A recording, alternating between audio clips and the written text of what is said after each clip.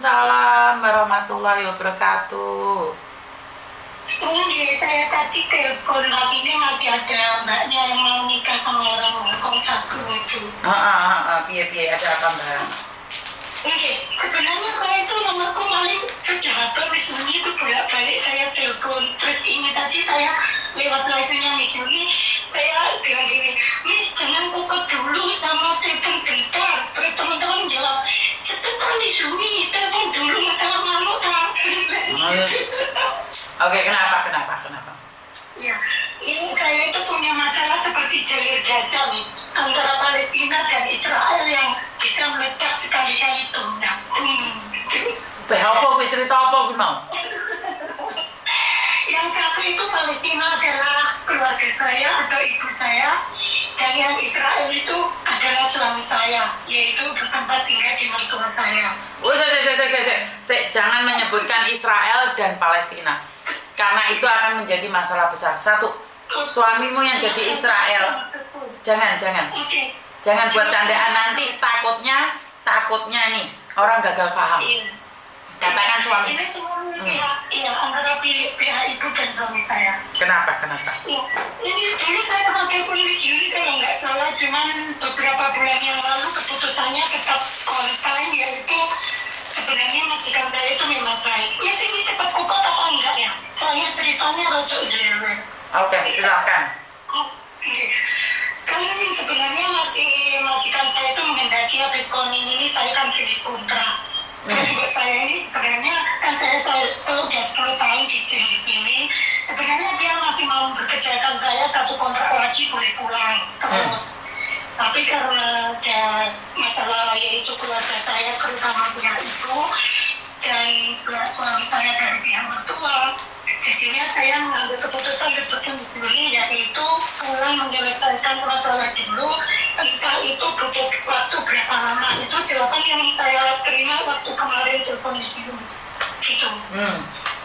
Terus akhirnya saya nyari perusahaan, habis konin mungkin saya nggak bisa kerja di sini.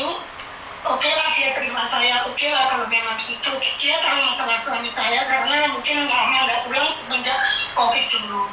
Terus akhirnya saya tanyakan, saya minta sarannya, mungkin semangat atau pendapat atau terserah lah, misalnya bilang apa, orang ini bukan kerjaan. Saya anggap di rumah majikan itu yang namanya kerja juga pasal 1 ayat 1 seperti Muslim itu kan.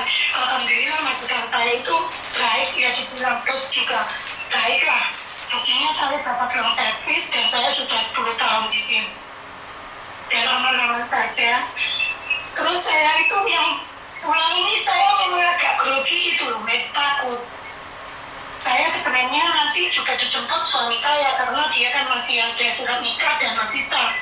Cuman karena pihak keluarga itu sekarang kan modelnya itu agak sewot gitu loh.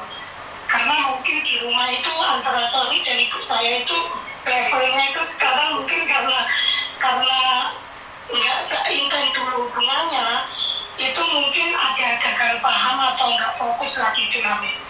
Terus saya itu yang bikin grogi itu nanti mungkin ada kata-kata atau sikap atau pendapat yang mungkin bisa nanti kasih semangat saya untuk saya itu membawa suami saya lagi pulang di hadapan kedua orang tua saya itu biar semuanya itu baik-baik saja. Memang nggak sesuai harapan saya mungkin, Miss.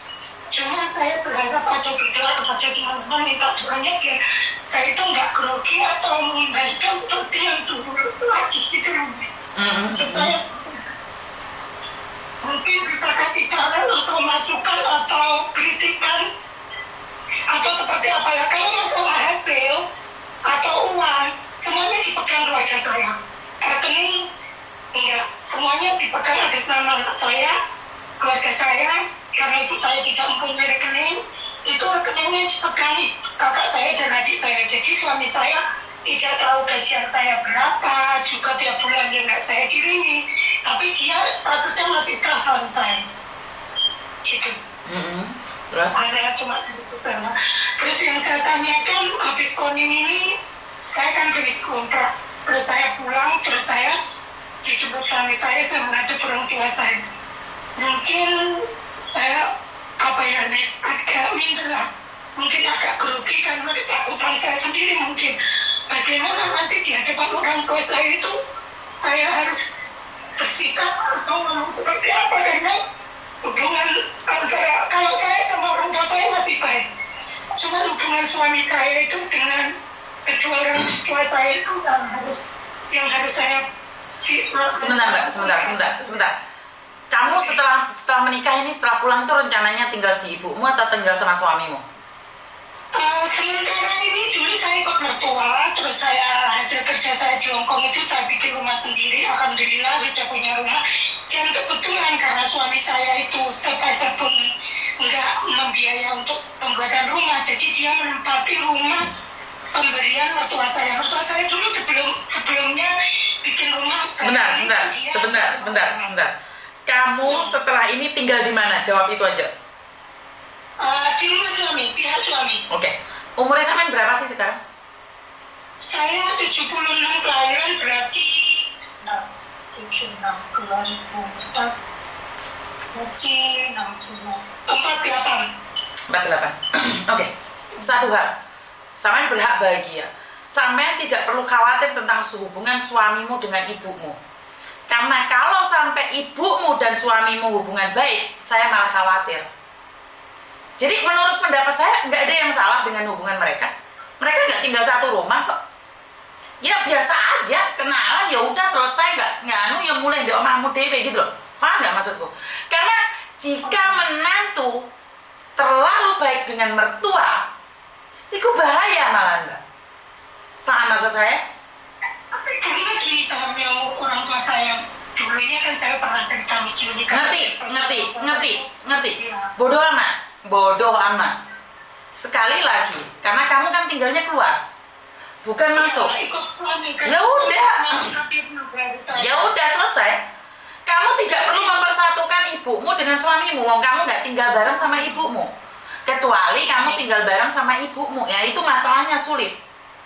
Sebenarnya saya pengen nempati rumah saya sendiri. Ya udah nggak apa-apa. Sekarang kan mereka nggak baikan. Ya udah, dari berjalannya waktu kita akan berubah Mbak.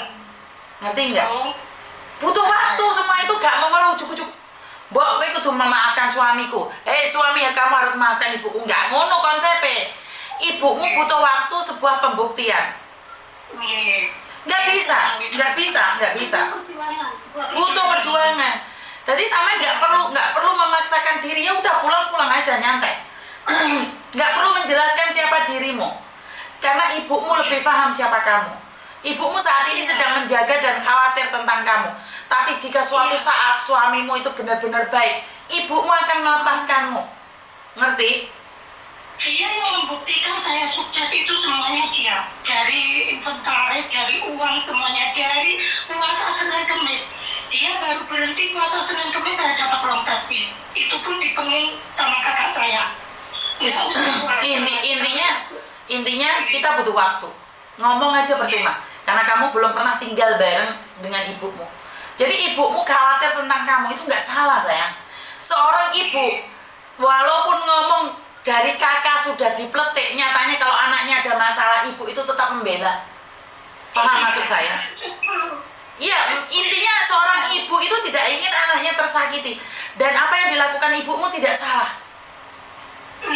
Ngerti? Bukan masalah menyalahkan atau tidaknya. Nggak perlu kepo mempersatukan mereka. Wong mereka gak sak ranjang kok. Kecuali kamu menginginkan mereka satu ranjang, kamu harus mempersatukan. Oh mereka gak seranjang, gak serumah kok. Sampai sing heboh. Ngerti nggak? Udah, lepaskan aja. Ngerti nggak? Semangat no. Ngerti? Ya wes, nggak takut ya, siap.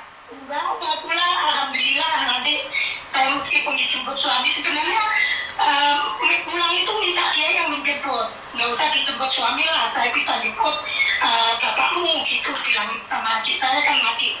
Nggak usah dijemput suamimu, tapi saya memprioritaskan suami bagaimanapun, saya tetap menghargainya dan dia punya, maksudnya apa ya, bukan menghormati lah, karena dia suami saya, dia bilang sudahlah saya jemput sendiri, bilang gitu. Tapi saya minta nanti datang langsung dijemput di rumah sama ketemu ikut saya, dia oke, dia bilang gitu. Ya udah lo selesai lo masalahnya, wes nggak usah mikir yang aneh-aneh, ngerti? Oke. Ya wes. Semangat.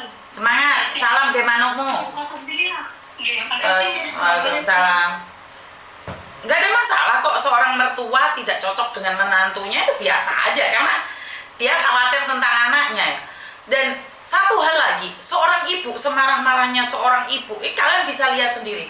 Udah dikeluarin dari kakak, udah dikeluarin dari ini, dari itu, tapi mendengar anaknya hamil di luar sana, menggugurkan, membuang janinnya, langsung diambil. Padahal kalau maki-maki orang, marah orang, dia seenaknya sendiri. Tapi di hati dia yang paling dalam hancur lihat anaknya hancur. Jadi saya tidak tahu ya, kalau seorang anak tega memenjarakan ibunya, tega memenjarakan bapaknya gara-gara telai kucing, itu pernah ada. Tapi seorang ibu walaupun sudah ngomong dikeluarkan dari kakaknya, mendengar kabar anaknya sakit, mendengar kabar anaknya terluka, mendengar sakitnya anaknya, dia tetap bertindak dengan caranya. Saya nggak peduli di luar sana itu ada pertengkaran atau apapun. Intinya adalah kasih sayang seorang ibu terbukti. Kasih sayang seorang ibu terbukti. Udah, saya nggak peduli siapa dia. Intinya seorang ibu yang sudah mencolotkan dia dari kakak, masih berjuang untuk anaknya saat anaknya merasa dianiaya di luar sana. Halo, kenapa Mbak? Halo.